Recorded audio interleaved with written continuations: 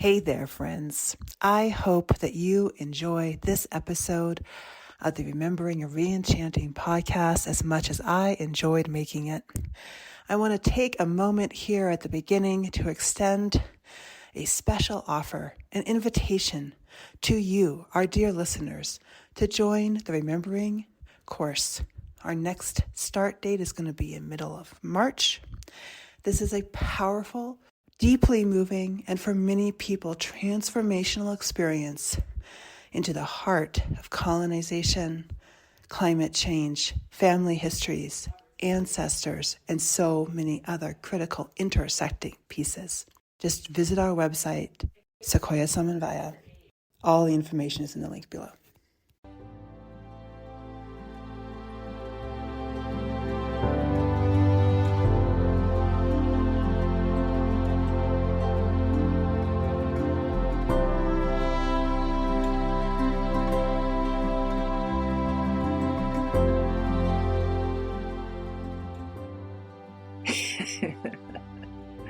Hello, and welcome to the Remembering and ReEnchanting podcast. My name is Sara Jolina Wolcott, and I am your hostess on this sacred learning journey of unraveling, unveiling, and becoming more fully alive at the end of the world as we know it.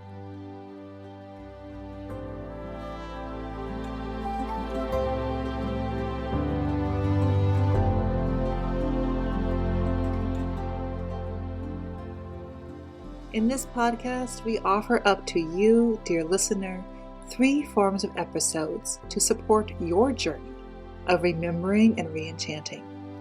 First, conversations with amazing people. Second, storytelling.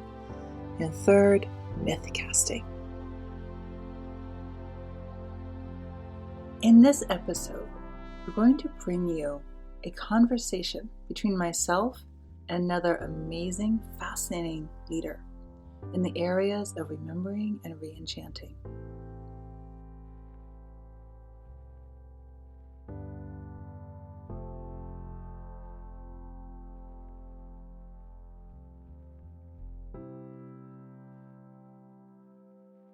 Hello, and welcome to the Remembering and ReEnchanting podcast. Today, I had the absolute delight to be joined by Erin Matariki Carr. She is of Ne Tuhoi and Ngati Ahua descent and currently lives in Tane Atua, just north of Te Urewera rainforest. She is currently serving Te Urewera, an ancient rainforest vested with legal personhood in 2014 in many capacities, including as a lawyer, bridging between colonial Western and Indigenous Maori legal and governance systems. That rainforest is one of the non-human bodies included in the Rights of Nature legal system, an initiative that has inspired peoples from around the world seeking to find ways to shift the more than human world to be seen as living beings, not to be defiled for the narrow purposes of so-called profit. Matariki's legal and community work have taken her both into the realms of environmental planning and criminal justice reform, as well as deepening into what it means for herself to be a Maori woman. She is co-manager for the New Zealand Alternative, a nonprofit organization creating informed public debate relating to New Zealand's place in foreign policy in the changing world. She's a co-lead for River, an international circle of people collaborating to revitalize and strengthen Indigenous approaches for regenerative development of land, water, and all of life. And not necessarily to be found on her bio, she took my Remembering course, which is part of how I had the pleasure of getting to know her. Since then, we have had many conversations about shifting worldviews and cosmovisions, her work in reforming the Constitution in Aotearoa New Zealand, and many other forms of rematriation. Matariki, it is so delightful to have you join us today. Thank you so much for having me, Sarah. It's beautiful to be here with you, my friend. So tell us a little bit about where you are, like paint us a picture. Right, cool. Well, I'm sitting, it's a sunny day. Spring has just arrived, and I'm in a place called Whakatane, which is the main town center of where I grew up. Close by to me is the Matariki River, and she flows from Te Urewera Forest all the way through Tāne Atua, where I live, and out to the coast, to the Pacific Ocean.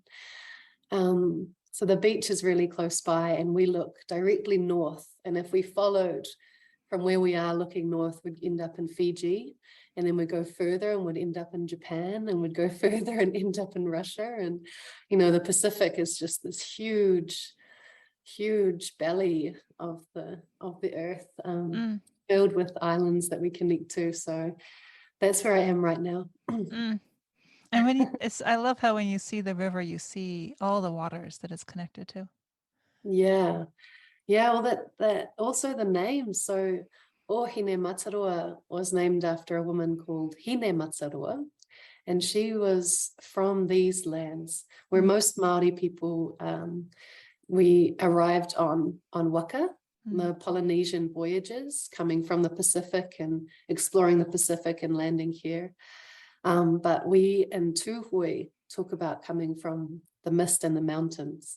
So some of our ancestors were always here in these lands, and Hine Matarua was one of them. And she married Tāne Atua, who was the navigator on the Mātātua waka, which is my waka or my canoe, which came from Raiatea. So Tāne Atua was an exceptional navigator, and when he arrived, he married Hine Matarua, but he continued exploring. So he was the navigator through the Pacific to here, following instructions given to him by his father to find 2 waterfalls, which are here in Whakatane, a big rock, which became a really important space for meetings, and a cave, which became known as Te Ana a Muriwai, or Muriwai's cave, and she was his auntie. Anyway, he continued traveling, and he traveled with a pack of dogs, and he named many places in the Te Urewera forest. Lots of them were named after his dogs. So he was an incredible ancestor of ours. And I love like how the journey and the sense of exploration is so deeply interwoven. Like the sort of the joining, the story you're telling is a story of joining the exploration and the stability of place kind of really come together in that story.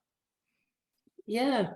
And these stories are for all of us to know, you know, and I feel like it's something that I've learned growing up, but I'm exploring more of and finding out more about these names and these connections and feeling this growing sense of belonging.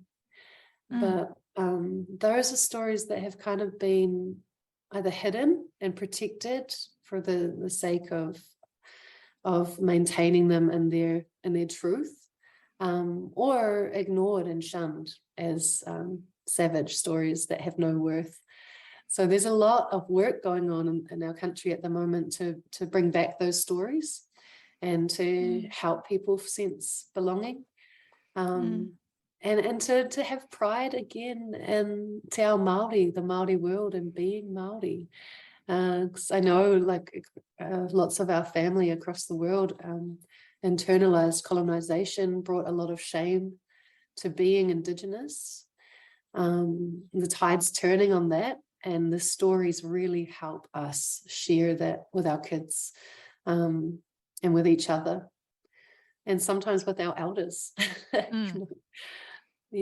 Remembering who we truly are: navigators, explorers, voyagers, inventors, scientists. And that's this you know, I hear the process of remembering and the process of like coming back to life those stories that have had to go underground in order for people to survive. Yes. Yeah, absolutely. To survive, and also because of the sacredness of some knowledge. Some knowledge is so sacred that because our ancestors foresaw the changing world, they knew that something was coming. and they made provisions for us. And some of those provisions were to hide knowledge, not forever. And I guess now that we're at a different point in our maturity, I would say, that we're able to reach out to some of that knowledge and handle it with greater care, and not be at risk of it being stolen from us. So at risk. Of course, we still have challenges with our government counterparts and other people who still don't see the value of Te Ao Māori or the language or our stories, but they are getting fewer, which is really an exciting time to be in this whakapapa, or in this intergenerational resistance to our colonization. So yeah, lots of the stories are starting to bubble up right now. Yeah. It's very powerful I think, to know that we are in this time where the stories are actively changing around us, and the names that we have are changing around us. Yeah, totally.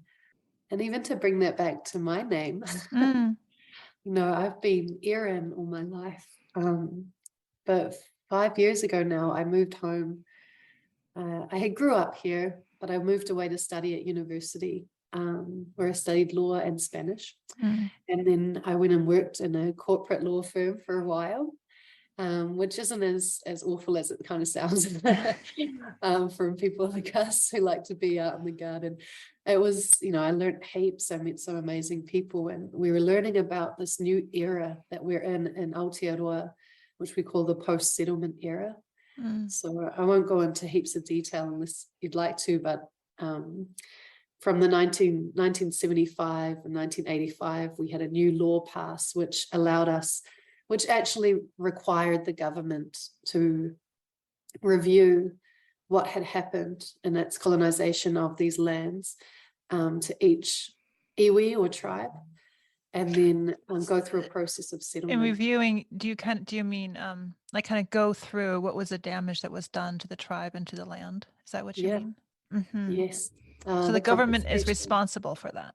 Yes, and they apologize. They acknowledge and apologize. And the process of acknowledging has actually been there was established in 1975, the Waitangi Tribunal, named after the Treaty of Waitangi, which is our founding constitutional agreement. It's an international treaty between the sovereign Maori nations here in Aotearoa and the British Crown. It was signed in 1840 and very quickly forgotten about, especially as more and more waves of British settlers arrived and started to overwhelm our population with disease. And, we actually had a honeymoon period, we were trading. Maori we fed our manuhiri, our visitors. We were really incredible at our trading. We have stories of having our own ships and going to Australia and beyond to different parts, trading our food, our flax, our timber. So the British settlers actually relied on Maori to survive in those early years. In both Australia and in Aotearoa. Yeah, we have quite different stories though. In Aotearoa, Maori traded really quickly. Yeah. Australia was settled earlier, and they didn't trade with the Indigenous people there. They saw the Indigenous people there as fauna. They were allowed to be hunted. I've learned a little bit about their story, but it's not my story. But I was there last week, as you know, Ehua, and learned more about some of the excruciating histories that they have gone through. And the First Nations people in Australia make 3 to 4% of the population. Here in Aotearoa, Māori make up about 16% of the population. That's a significant difference. That's a significant difference. Yeah. And we had a treaty. We had the Treaty of Waitangi, which recognized us. And though it was forgotten about, it was never erased. And so it's the Treaty of Waitangi that got picked up again by some incredible leaders of ours in the 1960s and 70s, propelled forward by the courage of the Black Civil Rights Movement in the United States, and other movements that were happening around the world during those times. We had our own, what's referred to now as the Maori Renaissance during those times, in the 1960s, 70s. There's lots of stories I could share about that time, but that's what led to the settlement process. So huge uprisings. We were always peaceful in our protests. We had occupations. We had what we call hikoi, which are marches. Huge land march in 1975, which who had a catch cry of not one more acre, not one more acre of Maori land to be stolen. And that was what really propelled the government to realize, oh, we have to do something. And that's when they had this institutional response of creating the Treaty of Waitangi Act, 1975. But what they did there was they said, okay, if there are any breaches of the treaty from here on, then you can come to this tribunal and we'll hear them. It took another 10 years of protest to make them be retrospective, so that it was any breach of the treaty from that time in 1985, from 1840 onwards, that we could go to the tribunal and share our stories. And that's where a lot of stories started coming out, actually. Would the tribunal return the land? They don't have teeth. The tribunal never got given any teeth. So it's incredible, as it's a tribunal of inquiry. And you take your claim and you share evidence, and you can have oral histories and you can have different evidence. And then the tribunal offers a report that gives advice and recommendations for the Crown. But the next part of settlement is then us taking that report and entering into negotiations with the Crown. And in those negotiations, we negotiate to have these stories acknowledged, to have an apology, which is usually the most important thing. Then there is some... And the Crown is in... the Crown, we refer to government as the Crown. So, okay. I forgot that that's not a good normal. reminder. No, Yeah. different systems. So the government is referring to the Crown. The Crown is referring to the Aotearoa New Zealand government, not to the British Crown. Is that correct? Yes. Okay. But the Queen, who's now passed, is the head of state. So now King Charles III is our new head of state here in Aotearoa New Zealand. What is that like practically? Does it mean anything? Do you know? Practically, it means sort of, I mean, not really, but that means that they have a representative called the Governor General, who sits as the Queen or the King, the King's representative in Aotearoa. And no piece of legislation is legal until that person, the Governor General, signs it on behalf of the monarch. So there's been no cases where the Governor General has refused to sign legislation passed by Parliament, but they can. Technically, they can. If they did, that's another story. That might cause a flare and we might become a republic, but we're not there yet. We still have the new king. So we have this moment here then, as I'm understanding what you're saying, the 1960s, we have a revitalization of culture, and it's accompanying a legal shift, right? And it's accompanying stories being told at the tribunal about the violence that happened to both the people and the land. Yes. And that that still is going on. Those stories are still being told. The tribunal is still in place. And as that's happening, New Zealand, Aotearoa New Zealand becomes this almost, this sort of forerunner legally, I would say, in the rights of nature. And I'm like very curious how you see the connections between the work in the tribunal of telling stories about land with this opportunity for both the remembering and the ReEnchanting of and creating a whole legal system in which rivers and forests can gain legal personhood in the Western legal system. Right, perfect. Yes, exactly what you've said. So it's the settlement. So you can picture those 60s and 70s, the surge of energy in the streets, an uprising, not just of Maori, but also allies starting to learn about what's happened in these lands, and knowing that before this, Sure, because that history was wiped out in the settlers' history books as well, and not only in your own and in our histories, education books, the whole education in system. our school, totally. It won't be until next year, 2023, where New Zealand history will be compulsory in our schools.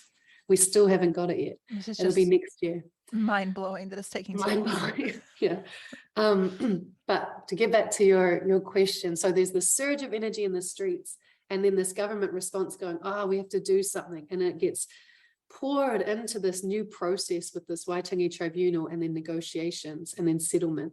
And we're about to come out the other end of the settlement process. But as part of the settlement process, there's these negotiations. So finally, you have Crown or government officials on one side of the table, and then Maori people, leaders, on the other side of the table, talking about our history, acknowledging the wrongs that were done, and then agreeing to a settlement. And I just want to pause to note that treaties are made to be honored, not settled. That's a really important phrase. So while the settlements have brought incredible things, treaties are made to be honored. What do you mean by settlements in this case? Like, give me can you give us an example? Because that brings up that word elicits so much in people's minds. It does, and that's the problem with a government response to a community uprising, right?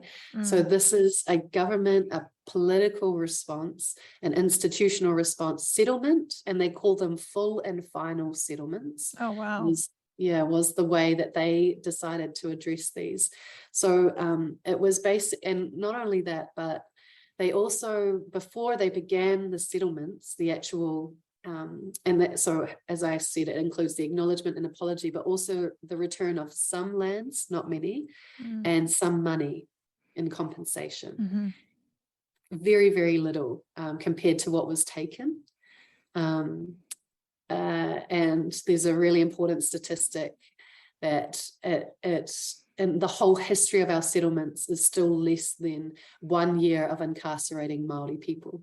So it might be over $1 billion, but that's how much the government spends on incarcerating Maori people every year. So these are really important things. So settlements have achieved a lot, but as part of the settlement process, the government set what did they call it?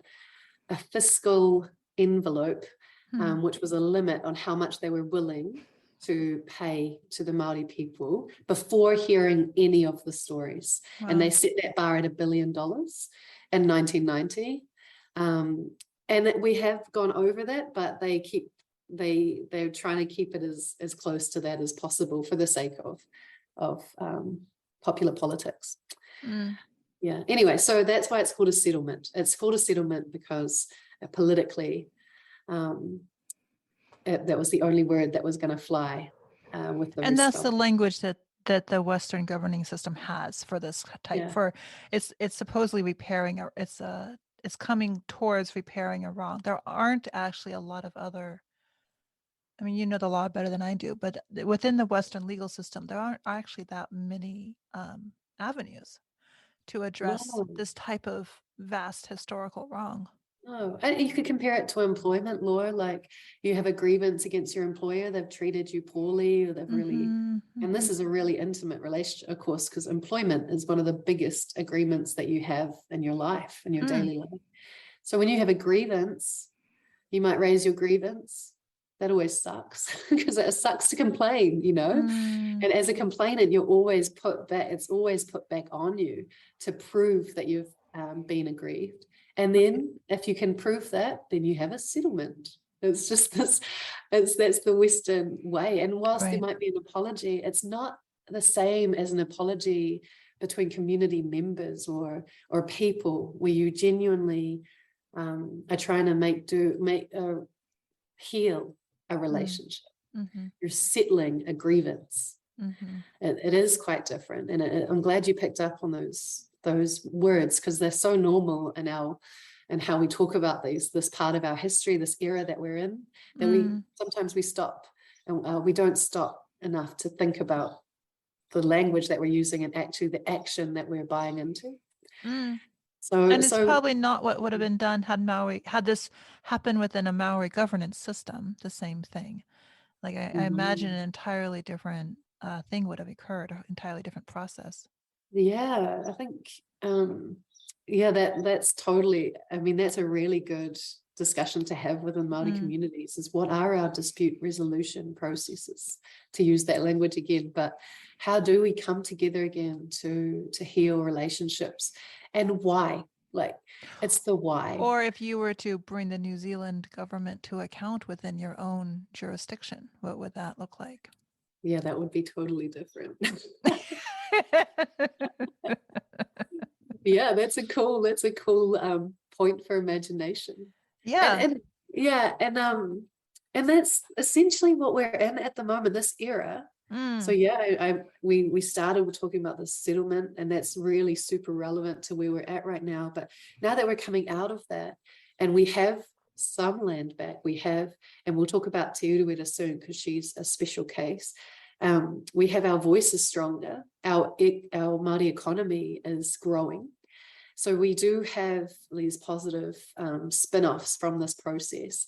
And now we're in this battle of the imagination, to imagine beyond the institutions that we're accustomed to, and to start asking, what would a Māori version of this actually be? Not take those same mechanics, like systems of trusts and companies and these governance structures of voting even that seem to work in the West, and just adapting them to our tikanga, but actually looking at our tikanga, which is the word for our Māori legal system, and finding the underlying values and what that would mean for how we come to relate to each other and relate to the land.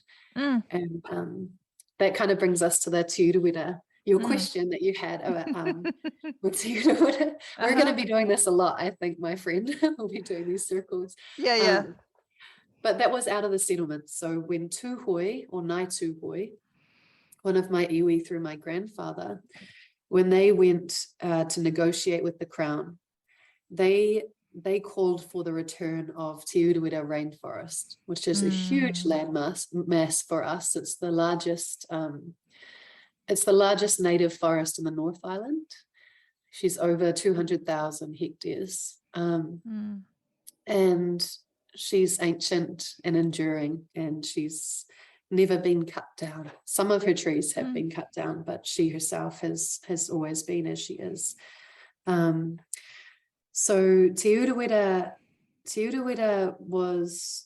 is our homeland. It's our heartland. It's the land that gives us everything. As Ngāi Tūhoi, she's our mother. We're her children, and we're her youngest children. That's how we understand our relationship to Te Urewera. But when the settlers arrived, as they did everywhere else in Aotearoa, they canvassed to see which forests they could burn down and where they could establish their farms. Farming was the major reason they wanted to claim land. The hills in Te Urewera were too steep, too rugged and too steep, and so they did some forestry, but they couldn't cut her down, for it wouldn't be worth it for them to make farms in her lands. There was an attempt to build a dam on one of her rivers, but her cliffs gave way, and she said no. So they also couldn't build a dam. So there is some background that our ancestors have always been fighting to protect our homeland. And it was 1896 where we had leadership known as Te Whetū Te Kau, the 70, who came together and managed somehow at that time to negotiate with a man called the Premier Seddon. So Britain was still in control, but we had a premier who agreed to pass legislation called the Urewera Native Reserves Act. And this is in 1896. So they actually agreed for Tūhoi to have this as a reserve, and for us to have what we call mana motuhake, or sovereignty over the space. very quickly forgotten, this piece of legislation. But because that existed, because our tipuna created that, our ancestors, our negotiations with the crown were greatly enriched, and we were able to demand the return of Te Urewera and sit and point out to them that they had already had this intention, but they had. So it gave us a huge bargaining chip to make sense in the Western way to Western people that forest was ours and needed to return. But we didn't want it to return from a national park. So she became a national park in 1954, which sounds like a good thing. You know, national parks sound like a place where you can serve space, right? You can serve the forest, to care for the forest and the birds and the animals. But a national park has been called one of the worst things that could have been done to Tūhoe. And that is because of the disconnection of the people from the land. So you're no longer to build in that landmass. You're no longer to hunt certain birds in that landmass. Because part of what's happening with national parks is that people are kicked out. So anyone would be kicked. In this case, Maori people who had lived there for as long as one could remember would be kicked out. Yes, kicked out, and then playing cat and mouse with these new rangers who were installed there by the government. So you're playing the land then becomes managed by people who are foreign to that place, and usually white settlers, I would imagine. Exactly. And then we had the introduction of possums for the fur trade. Possums. So possums in Australia are really cute and great. In New Zealand are really horrendous, and they attack our birds. They eat the eggs. They eat the leaves of all the trees. They could kill ancient trees easily. But they have fur that's worth money. So they were introduced to the forest by Westerners who had no idea what the ecology, what that meant. Yeah, unintended consequences. Exactly. And intended ones. Yeah. And then different species of deer were also introduced for food and hunting and venison. So, and then other pests were introduced known as like ferrets, weasels and stoats. So they are just natural born killers. We mostly have birds. So just for those that don't know, in Aotearoa, we don't have many mammals. The only mammals we have, apart from humans, are bats, 2 different types of bats. We have birds, lots and lots of different birds. And many of our birds are flightless, like the kiwi. And of course, the sheep that people associate with Aotearoa New Zealand are not native. No, they're not native. No, but we love them. But they're here. But they are all on all of the postcards. Yeah, exactly. Exactly. So we have fish, lots of fish, eels. But mostly birds. So these animals are introduced, and they just do what they do. They eat and they eat and they eat, and the local birds and critters and trees suffer. And so then how does this then shift then? How do you shift out of a national park? This is a question that's relevant not only in this case, obviously, but around the world, what you're describing, from the forest in Kenya and India and the United States. This is a very, very current and troubling challenge. Right. Yeah. So we got our chance because of the settlement process. So we said, look, we want our forest back. We want Te Urewera back home with us, with Tūhoe. And we don't necessarily want to own her. We don't like that you own our forest, because at that time was owned by the Department of Conservation. We don't like that. That to us is arrogant. It's arrogant to us that you as a human would assume to be able to own and manage this ancient and enduring rainforest that has been here way longer than your species. So does it not seem arrogant to you? So this idea came up within the negotiations of legal personhood. And legal personhood is just a mechanism, an invention, a legal fiction in the Western legal system that enables the Western legal system to be able to visualize the land owning itself. Mm. So we have it already, like a company is a legal person. Right. It's not a person, but we have this concept already. So you apply it to this forest. In which and a then collective is granted a personhood. Right. And can sue and be sued and can assume responsibilities, can open bank accounts, can do things for itself, right? Mm. So this, through the negotiations, we agreed and a piece of legislation was passed in 2014 that Te Urewera would be vested as a legal person and have all the rights, responsibilities and liabilities of a legal person. But that includes the right to life, the right to fresh water, the right to fresh air, the right to be free of pests and harm. Mm-hmm. So what does that look like now? Well, so she owns herself, but as part of this legislation, it was recognized that she needed humans to act as her voice. Mm. And so a board was established also under the Act. And that board is called Te Urewera Board. And its primary interest is to uphold the interests of the rainforest. But to do that, you need to have intimacy with the rainforest.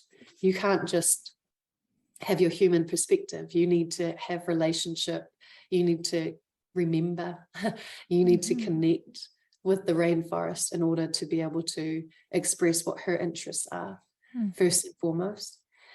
And so this board started off with 4 Crown appointees and 4 Tūhoe, but over the first period of 3 years became 6 Tūhoe and 3 Crown.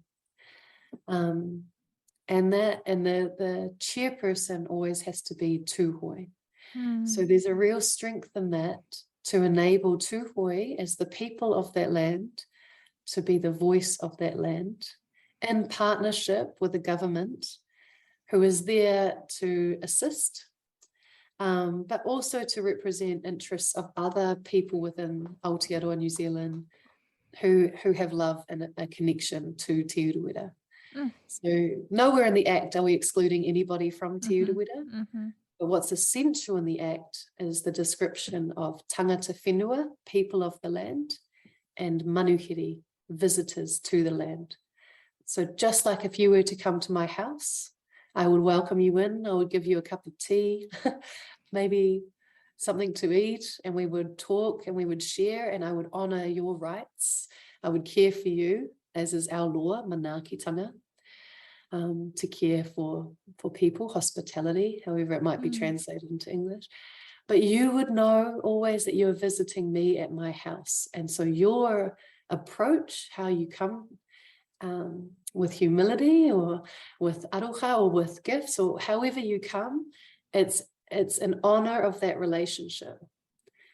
Whereas in the past, visiting Te Urewera as a national park has been more an entitlement to come. I don't need to let you know I'm coming. I'm going to come and I'm going to knock on your door and I'm going to move through your space and I'm going to feel totally comfortable here, even though I know nothing of the names of this place or nothing of the stories of this place or even the sacred places here in this forest that I shouldn't be accessing. You know, it was a free-for-all, and now that Te Urewera owns herself, we are building up and remembering. We talk about it as unlearning and learning anew, because these stories were already ours. These ways of relating were already ours. We just forgot them for a time, and now we're remembering them and actioning them. I remember some previous conversations we've had. You describe the body of the forest as akin to the body of a person, and there are some places that you don't go without permission. Right, totally. And to treat it with the reverence that you would of any person that you respect and that you want to treasure their life.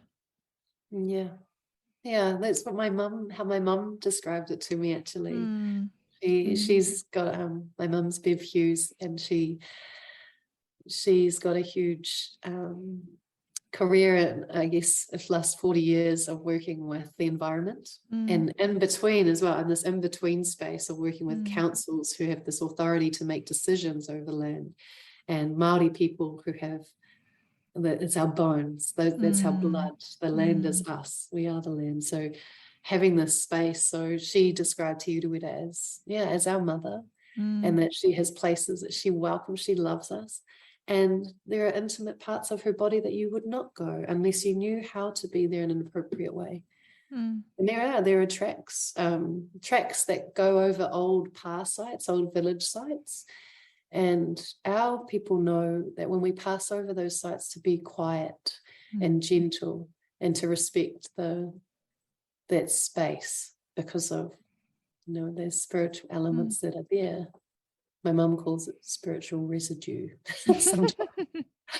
But these things. So, but other people, especially some of our friends or people who are in our communities who like to hunt, they'll go screaming over those places, excited, uplifted, and really, loud and obnoxious, really, without knowing, but also without asking, right. without. I mean, that's the thing, right? Thinking. It isn't only that people don't know. I think that we're at a point in time and we cannot simply excuse ignorance. It's also that people aren't asking. Exactly. And I think that we need to engender the inquiry into how we approach places as well as people. Yeah. And so I have to complete this story with please. one of the biggest pieces of work that the board, Te Urewera board, has produced was in 2017. They issued what's called the management plan under the Act, because that's what's recognisable in the Western legal system.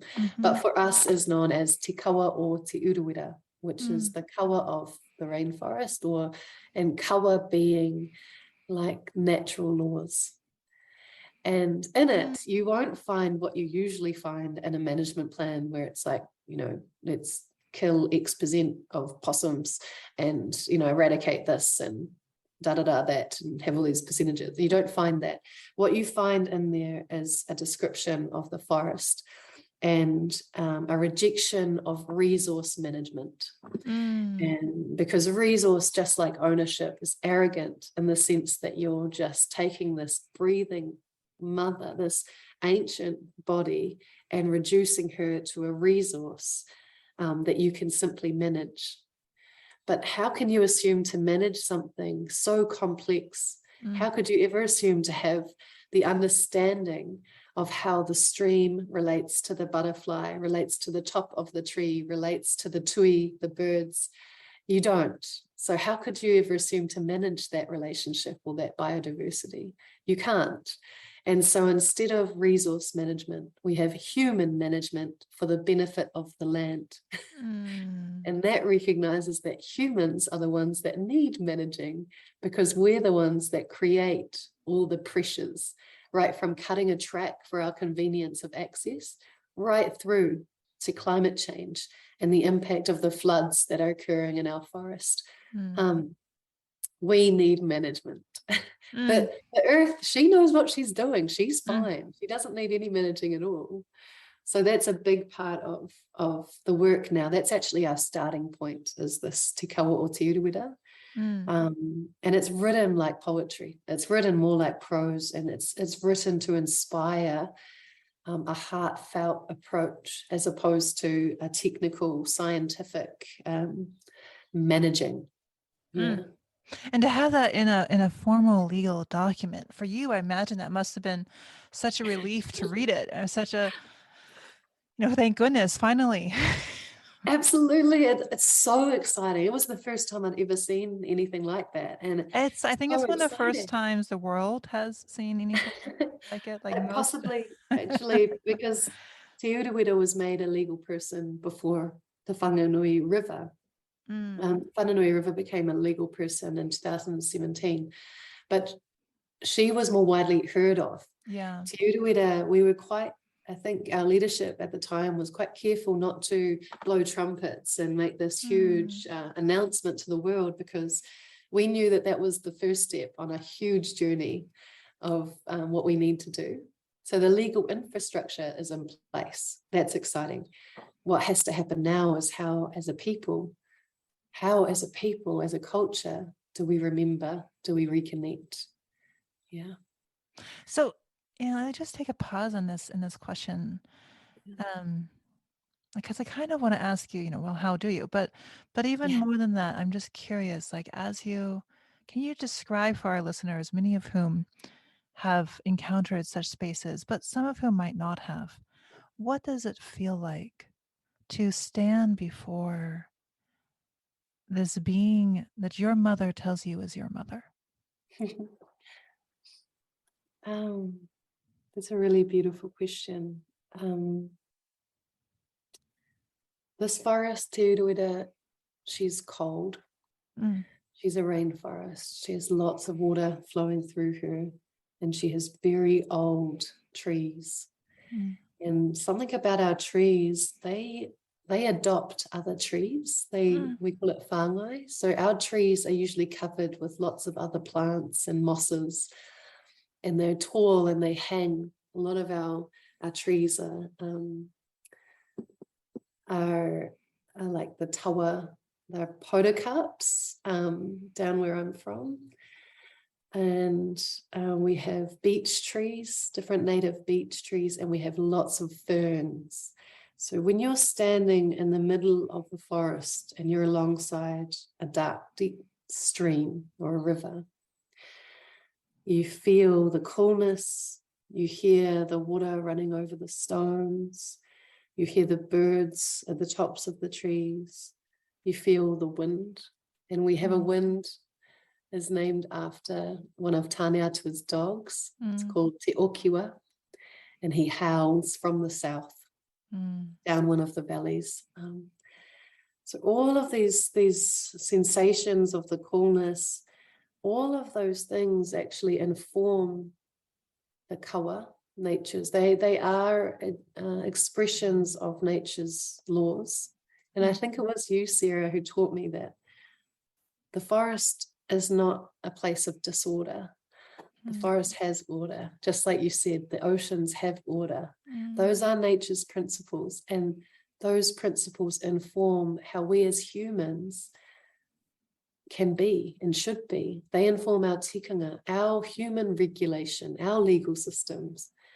And that's how a Maori legal system would be. It would learn from the environment. Like the cold teaches us that we need each other. So our tikanga becomes one of interdependence. How do we bring each other? How do we rely on each other? How do we provide for each other without competition? So when we were talking before about dispute resolution, that would be our why we need to resolve this dispute, because we need each other. And the cold teaches us that we can't survive. I can't survive out here alone in this cold. I need you. So that's that interrelationship between this particular forest, and our people, and how we give expression to the forest, but in doing so, create our own cultural expression as a people. So it's intertwined. I feel like as you're describing that, I feel the upswelling, like the sense of it being as the coolness, and the dampness as being very much something that's also it has an interiority for you as well, that kind of that lives within you as well. Yes, exactly. And there are people in our iwi, in our hapu, our tribes and sub-tribes, who would much prefer to just live in the forest. Sure, I'm sure. That's where they want to be. Yeah. And can they now? You can, to a point. But that's part of our discussions with Pākehā people, with the non-Māori, is we have to live in this non-Māori world. It's not that we generally have to engage with it. You have to engage with the world of what in this culture we in the US we tend to talk about as a settler world. Right. Yeah, You can't we only have engage with them out with your own people, your own ways, and your own traditions. exactly in our own language. We have to walk in both worlds, and you Mm. can carve out as much time as you can and to live in the forest, but you you can't really escape the realities that are part of us right now in this era. I mean, I really hope that as we grow, that our settler population matures. And I do think of it as maturity. I do. I do. I And I do. hope that too. And I hope And that for my yeah, country as well. totally. And then as we mature, that we start to learn these ancient principles of how to live with the land that we occupy. And it is still possible for our settler society to live in these lands and have nothing to do with the Māori world or Māori people or Māori culture. And that's a big problem because Mm, you might only see haka. We call it haka, hongi, and hangi. So haka is the dance that the All Blacks do, mm, one of our big rugby team. And that's really famous around the world. And mm, hongi is how we greet each other. It's with the nose, so it's mm, very visible culturally. And hangi is the food that we cook in the earth oven. So sometimes when we talk about the settler society, all they tend to know about the Māori word is haka, hongi, and hangi. mm. And we're much deeper than that, as we've been discussing. And when you see people perform the dances, does it feel weird? Or when you see Some them? people find it weird. For me, uh, dances like haka and kapahaka. Let's see, it's way deeper than performance. Mm, It's unified movement, unified singing, harmonization. It's stamping, the haka, stamping, clapping.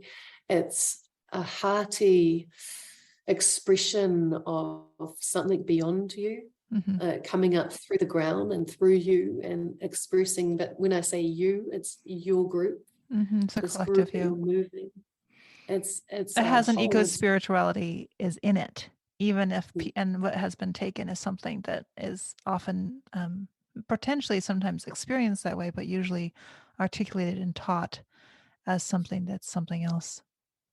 Totally, exactly. Mm, And so when mhm, people just see it as a performance, and this is another thing with settler culture. So part of our reality right now too is that more settler society is wanting to connect with Māori culture because of the Māori economy growing and mm, Māori businesses growing, and this sort of more and government actually requiring more and more for businesses to have some provision for the treaty. So hmm, it's being incentivized, but because there's no depth of relationship there, and there's this haka hongi hangi kind of attitude, people tend to take more. So even if their intention is to connect, what they're actually doing is taking more. So they might learn mm, the language. So they're taking the language. They might learn a prayer or what we call karakia. They'll take that. And then they might learn how we do greetings, how we welcome people. We call that a whakatau or a pōhiri. And they might take that ceremony and they try and do it, but without any of the story or knowledge or language. And I see that as, yeah, not reciprocating, not relationship, but extracting and performing. So if you don't know the function of the karakia, but you want to do the karakia because that's what everyone else is doing, like a trend that's hit our country, then it's, for me, it's cringe. It's cringy, because it's not informed, it's not genuine. And so, mm, and same with the welcomes. mhm. I understand people's urge to do them. They want to do something Maori, but what's wrong with a really lovely cup of tea and a morning tea from your side? It's the same function. Why do you have to take the Maori version? Why don't you understand that? Like, why don't we spend more energy understanding the functions of those things? Right, right. I feel like what you're saying mirrors so perfectly some of the same conversations and challenges that we have here in the US and my neighbors have in Canada. And in many parts of the world. And, I mean, you and I have talked about some of the depths of this as well, that the the aching hole within the settler cosmovision and heart space, and the deep desire for the deeper tradition, and not either recognize, not knowing how to get there either with their own traditions or with the traditions of whatever indigenous peoples who they are, whose lands they are living upon. Right. um and there's also, and also am reminded of here in the context of what is now referred to as the United States, when my forefathers took the structure from of what we now call democracy from the Haudenosaunee peoples, the Haudenosaunee Confederacy, and they took some of the basic structures of the Great Law of Peace to craft what becomes the U.S. Constitution. They completely missed the cosmovision, and they completely missed the creation stories, and they missed um, the Haudenosaunee, the understandings of the story of the Great Law of Peace and why the peacemaker came and why the system was developed the way it was. And therefore, they actually missed a lot of the structures as well. They actually missed a lot of the pieces that they thought they got. And of course, some of the most obvious ones are um, the incredible importance of women in the Confederacy and the democratic system of the indigenous peoples of this land, and of course, the primary role of Mother Earth, which you could not possibly, um, which was not written and was not explicitly said. It was not explicitly, uh, I don't think they ever. I don't know whether or not they said it or not. But if you understood anything about the stories, you understood that it was there. Exactly. Um, Exactly.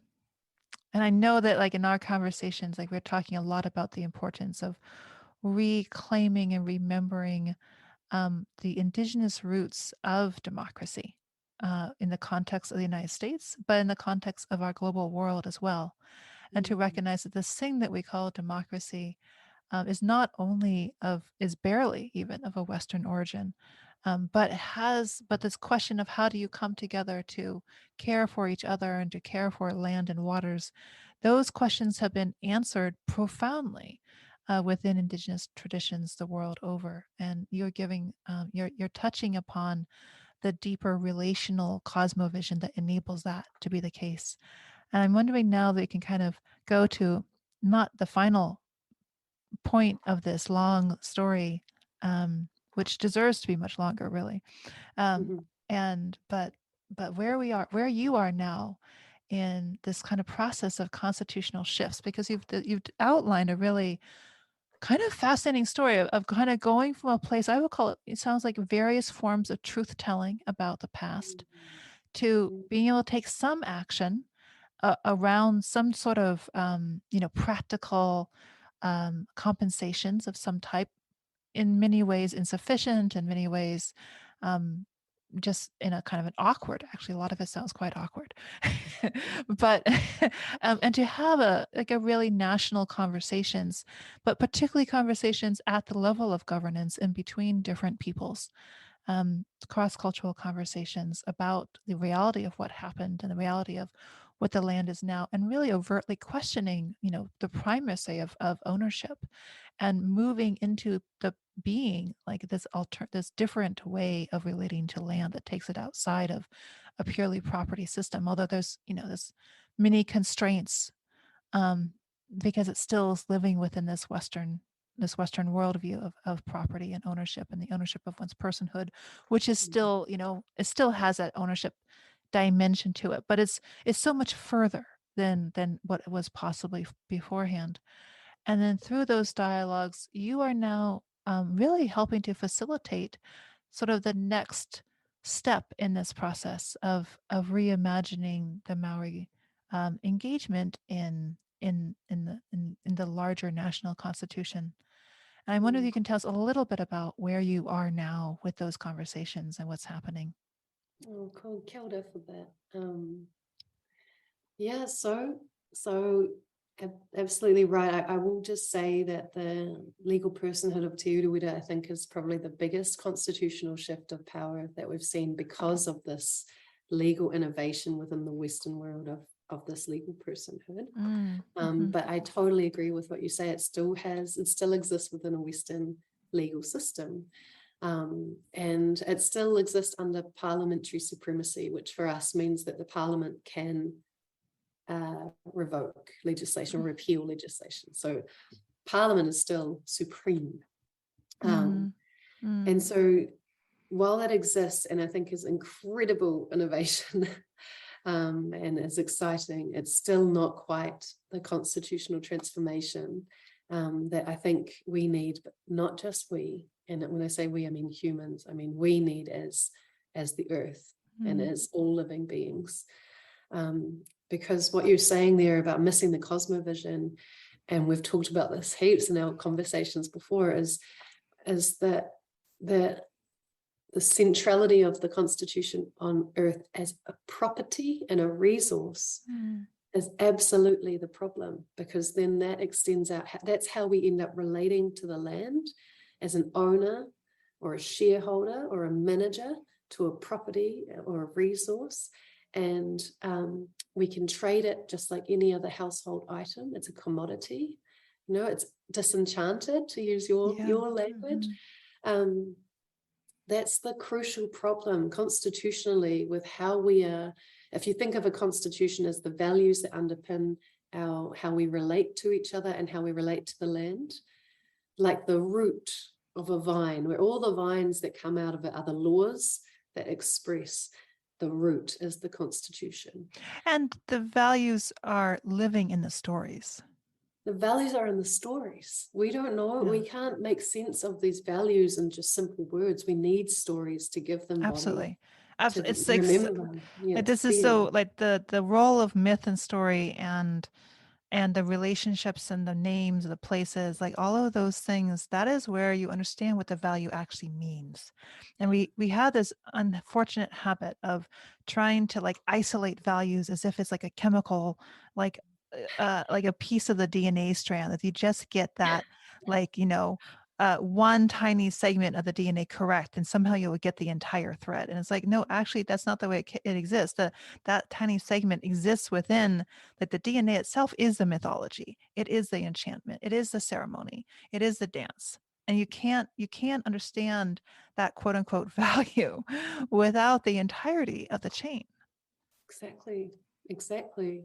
And so that's where the conversation for me becomes constitutional. And I have to bring up Pa Moana Jackson. So Moana Jackson was an incredible legal scholar here in Aotearoa. He contributed greatly to international Indigenous rights too. I think he was the drafter of the United Nations Declaration of the Rights of Indigenous Peoples. And he has done huge work educating and uplifting Maori people here in Aotearoa. So it's off his work that brings me together with other people in this movement for constitutional transformation.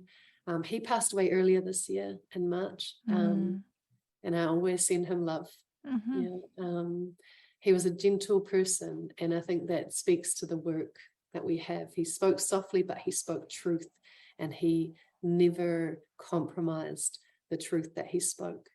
And he was a teacher. So when I look at the constitutional transformation movement, there's two ways this can go, right? One way, we could have a violent revolution.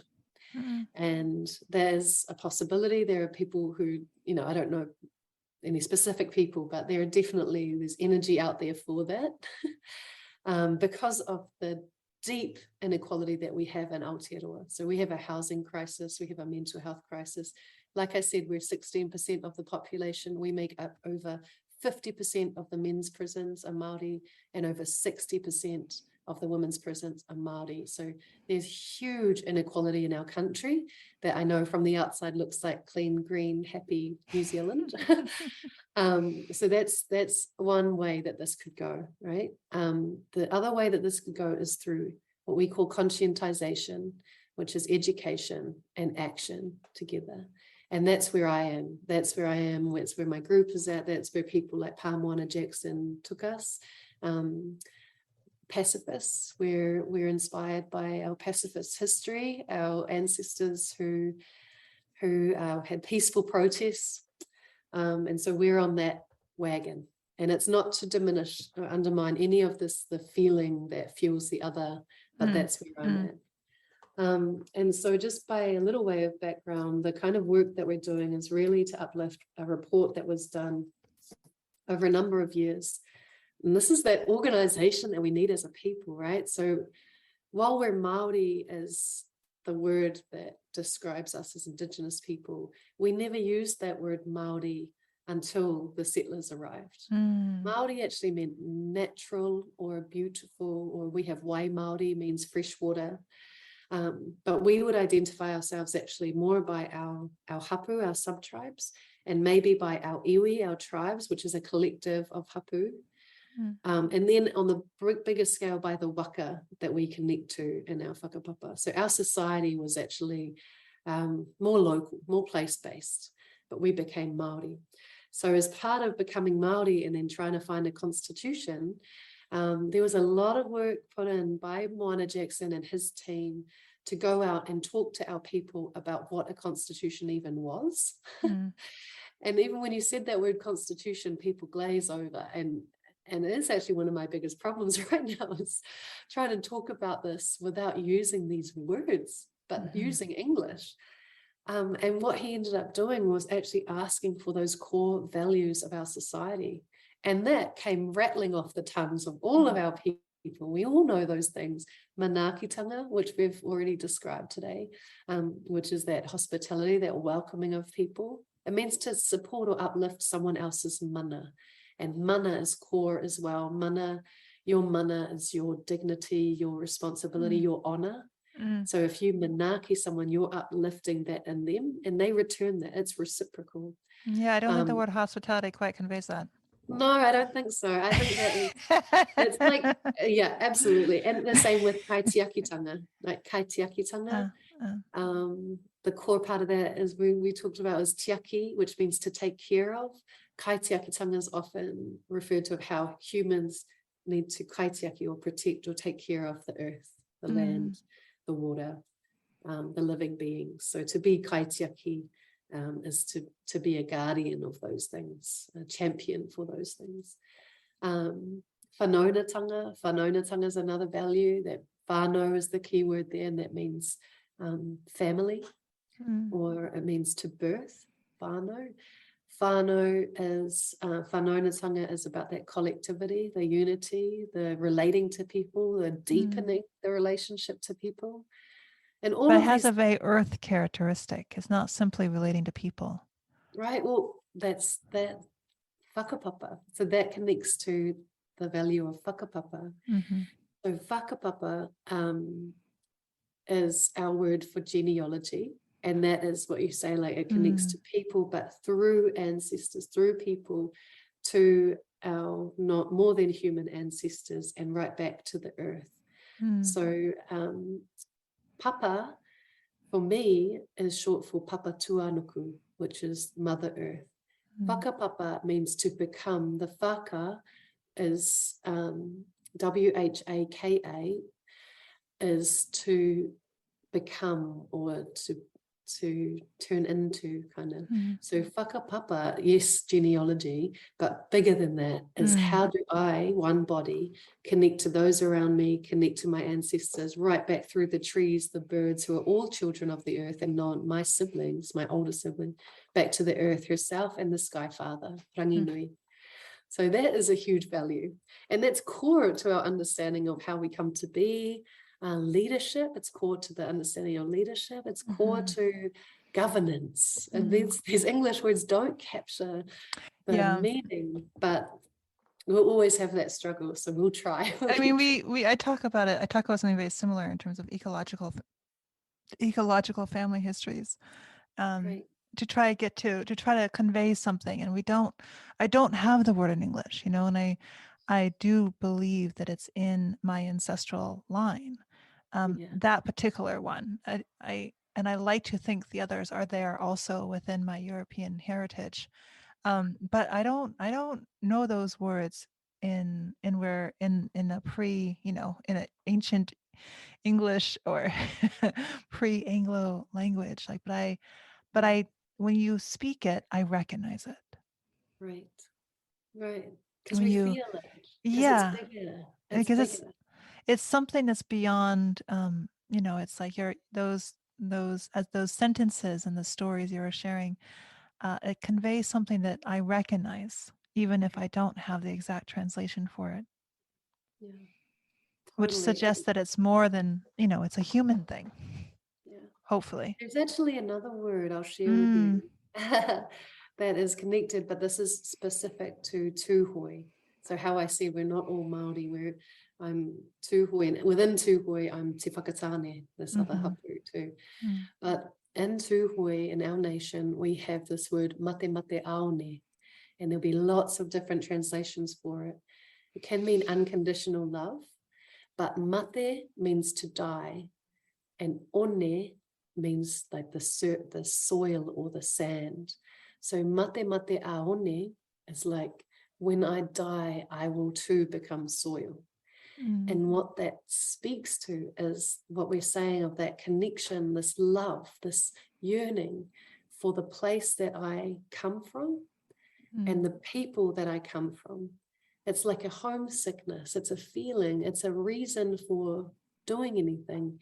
Mate mate aone, to have mate mate aone is this deep loving connection with your kin, mm, human and non-human, right back to this acknowledgement that when this body dies, I will return to this land and I will become that land. And that land will continue to feed and become more humans, mm, So mm, mate mate aone is a huge concept within our Tūhoe nation, and is the word that we hang a lot on for our vision for how do we shift culturally to give effect to this legal personhood. So mm, just to tie that in as well. Um, yeah. So mm, these values, so that one's a specific one to Tūhoe, but these other values are really common throughout our mm, country. And Matua Moana Jackson, when he wrote this report, which is this one here, mm, it's called Mātike Mai Aotearoa, which is like a type of waking up or a mm, standing up. He was 3 years late. He was 3 years overdue with this report. And the reason for that was because whenever a group said, oh, we'd really like you to come back and talk to us some more, he said, I will. And he prioritized the conversation, the connection with thousands of Maori people, to have these conversations about what a constitution is. He prioritized that over delivering it to mm. the body that had commissioned Commissioned this it, report. yeah. Yeah, which is an iwi leaders forum, which is again a national body. And they just put up with it. I guess they put up with it. And now that it's been delivered, when you flick through it, you'll notice that there are all these different values. Mm, And from these values, so he's taken, and there are quotes from all these meetings that he had at different marae, different gathering places with Maori people. And then he's pulled out a set of values that became constitutional values that he would say are the values that should inform our constitution, that would then inform the vines or the laws. So mm, instead of pruning back vines and trying to, graft on some Maori things to these Western vines, mm-hmm, it's going to the root and taking out that root and putting in these Maori roots of these values that are so familiar that even in this conversation we can feel. mm, You're on the other side of the world, we can feel mm, these values, we mm, understand them. So these are human values expressed in a Maori way because we're on Maori land, we're in mm, Aotearoa. mm, So that's why the constitution makes sense. mm, Yeah. mm. What a journey.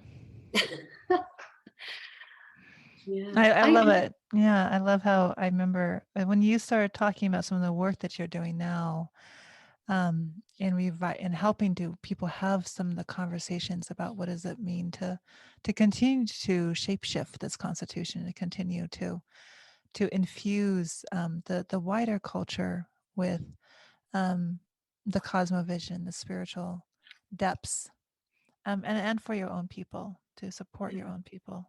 in this process. I knew I wanted to have you in the podcast. So, and I love that it's really taken us, I think it's taken us the right amount of time to get to a place where we can talk about the some of the current work you're doing now. And I think, like, before I say anything else, I also want to, because we've kind of talked about this through a kind of a historical and almost in governance perspective, I just want to mention how much of your work has been very deeply informed with your own, artistic, creative, spiritual processes, reconnecting with your own womanhood, and that there's a level that we haven't really touched on in this conversation, but just to kind of highlight that to do this work in the legal system, and to think through what does it mean to be engaged with these kind of vague kind of governance questions of governance, there has been an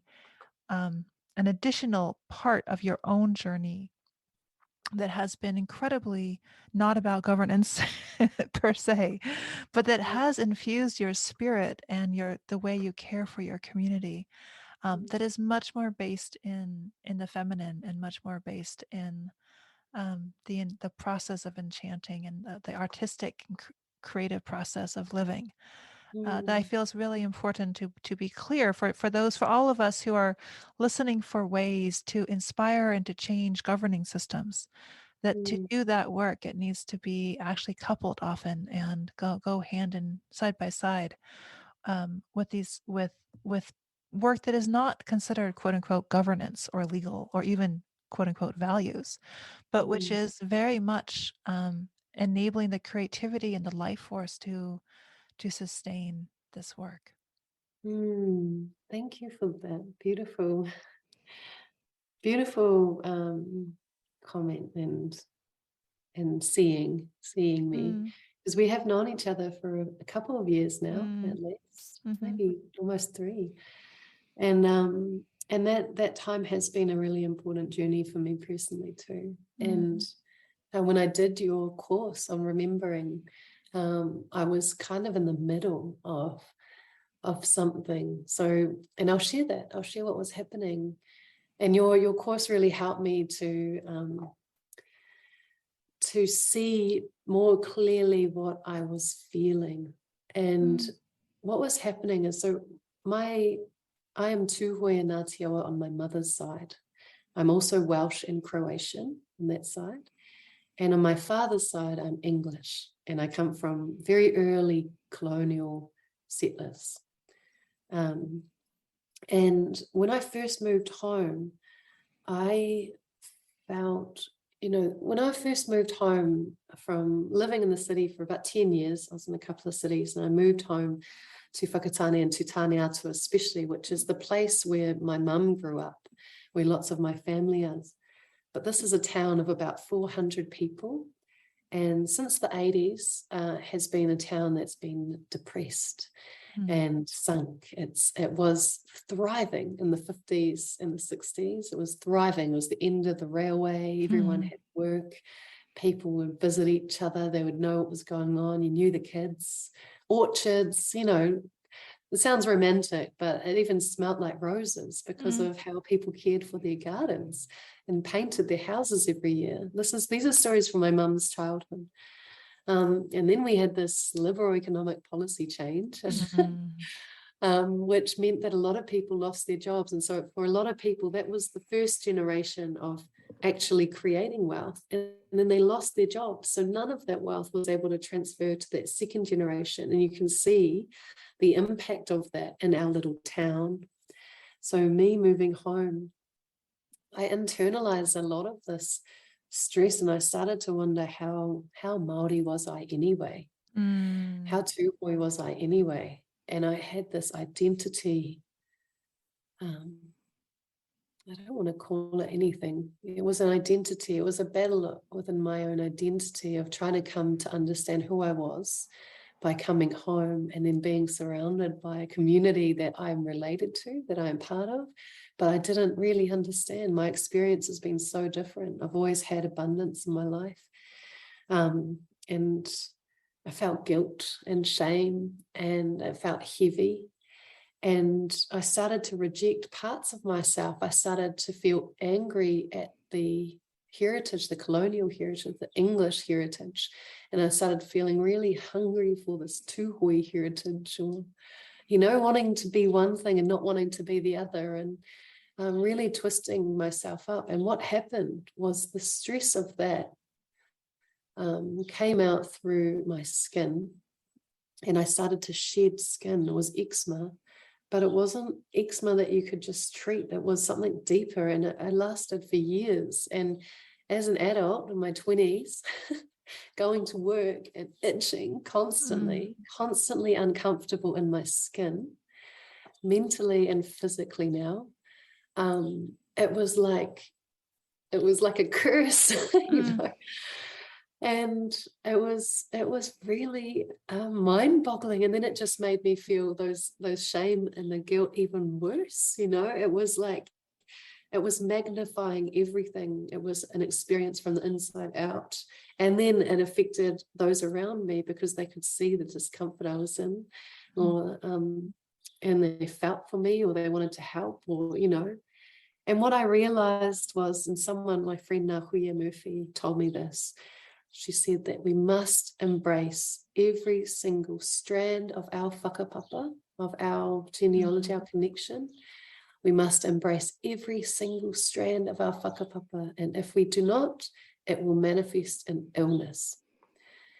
And so I had to learn how to embrace every single part of me and to be okay with me, to learn how to heal. And that came through finding people who heal, gardeners, healers, poets, artists, people who see things not just as they are, but as they could be, people who nurture, who nourish. And I somehow, by joy and luck, managed to find these people and started to link with them. And you were one of those people, Sara, and through the River Network as well, people who saw you and wanted to just embrace you as you are. They didn't need you to be either or the other. And how that informs the work I do is that while it's really important to me that Indigenous people, that we get our land, that we get our language, that we have everything that we need to heal ourselves, that's no business of the government. Our healing is our work. But I see that as a process towards a better future where we are intertwined, because we are already intertwined. We're all here to stay. I don't buy into the rhetoric of settlers leaving. I think settlers need to settle. I don't think they're settled yet. I don't think they've settled. I don't think they recognize that they're visitors in this land. I think they've come here on the back of the doctrine of discovery, on this mentality of superiority, of European superiority. They've displaced as much as best as they can. They've tried to dispossess and displace the Indigenous people. But actually what needs to happen is they need to settle. And it's not so much about lying fault at their feet and guilt and shame. That will be part of this process. It's a natural human reaction to learning the histories and the stories. But the ultimate goal beyond all of that is that we remember what it means to be family, to be kin. And we remember our roles as humans in between different roles for different humans, and our role as humans in relation to the land as well. So that was all internal. And because of how you asked me that question, that's how it manifests in my work and why I can do this work. So lots of people, and I would never ask people to be in between the two worlds, the Maori world and the Pakeha world, trying to connect or trying to educate. It's hard work. It's hard work, and it can be very, very draining, but I feel very prepared for it because of who I am. There's a place for you. Yeah. For all of us, there's a place for us. Yes, there is. And I think, sometimes this land back, Mm. and which I believe in. But also, that catchphrase I shared, that I listened to in Australia is always was, always will be Aboriginal land. Mm. And that is a beautiful, strengthening, important saying. And it makes other people feel really threatened. Mm-hmm. They need to look at why they feel threatened. Mm-hmm. It's because of this fear that we will do to them what they did to us. And it's not our interest. I don't think that's in our nature. I don't think if we looked at our legal system, it's part of our monarchy. And so that fear is unfounded, or it's only grounded in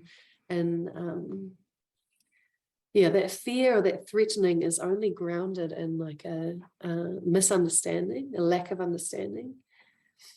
Mm. And there's a Well, and role for it's everyone. There's a role for everyone. and it doesn't, it's so I always find it so fascinating how deep these fears run without always knowing where they come from or even being able to articulate what they are sometimes. But the fears are very, very deep in the collective subconscious. And Yeah, as I teach, like one of the things about property, the quote unquote right of property is the right to destroy. right. And that, I mean, you can destroy anything on your property or in your property, and no one can kind of stop you. Like that's part of what it means of ownership. It actually has to do as much with the right to destroy, in some ways, even more than the right to help or to heal whatever your property is. And there is this deep fear that of justice. There's a fear that what we did to others will be done back to us, and it's so deep in the subconscious, and I Right. find it kind of fascinating that other people don't like how deep it is and how much we're unaware of what it even is that's there, and therefore you can't help to say, actually, we mean something different. We don't mean going into further cycles of violence. We mean going into cycles of healing, and that it's possible for you to have a place here without the land being yours. And like that concept of having a place without ownership is like it's almost not even within like the cosmovision of what's possible. And um and there was just something you were saying as you're talking about like settlers. I was talking about settlers and settlement, and I was thinking about what we were saying earlier about settlement, like that there is a sense in which those who have settled have not settled. I loved how you put that. And we need in some ways to re-engage with what these words mean, and quite potentially to find new words for them, to find new ways of talking about homing, um, and new ways of talking about settlements, either in the legal system or in our social like life together. So we're Yeah. go ahead, yeah. I agree. It's funny that word settlement is coming up so much. But yeah, it is true. And I guess that connects to that maturity too, growing up as a nation. I do feel that there's a lot to be learning from the Indigenous peoples, and remembering that all of us are land-based creatures, that actually we all have Indigenous ancestry, and that is not to displace this need for Indigenous people of the lands that we're on now to have that as their term. We need that. But we all belong to the earth. We do. And the sooner we recognize that we were all colonized at some point, and that this Western patriarchal system is human made, it's not informed by nature, and it has led us to destruction of our planet and our people and all the crises that we face. That is what relates them to each other. And you teach this in your work. And the sooner we'll be able to heal ourselves and our world globally. And that's core to the work that we're doing here in Aotearoa and around the world. I can see Indigenous people doing the same thing. Yeah. Let it be so. Let that come into being in all of our homelands. Mm. Thank you so much. And this has been such a beautiful conversation. And I have learned a tremendous amount. And I feel like I've known many of these pieces, but the way you pieced them together was quite delightful and quite special. So thank you for that. And I look forward to future conversations with you. And, just so many blessings. And we're going to have lots of show notes and lots of kind of references to some of what you point to here, and ways that people can continue to follow you and engage, as I hope the world watches, how things continue to evolve in this little island in the middle of the Pacific with a river that goes through it. Ngā mihi nui kia koe, kia koutou. Tēnā koe. Thank you, Sara.